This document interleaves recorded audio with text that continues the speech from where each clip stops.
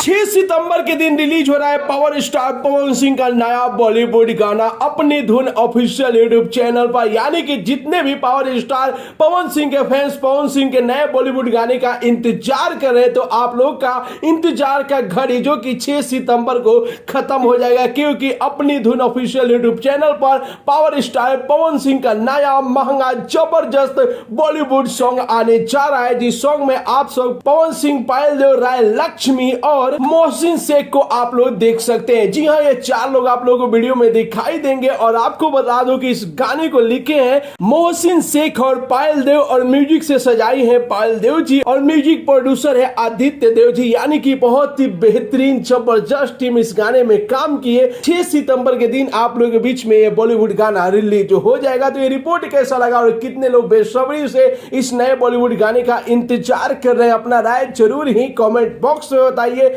मिलते अगले वीडियो में एक नया न्यूज के साथ, तब तक के लिए बाय बाय, टेक केयर, जय हिंद।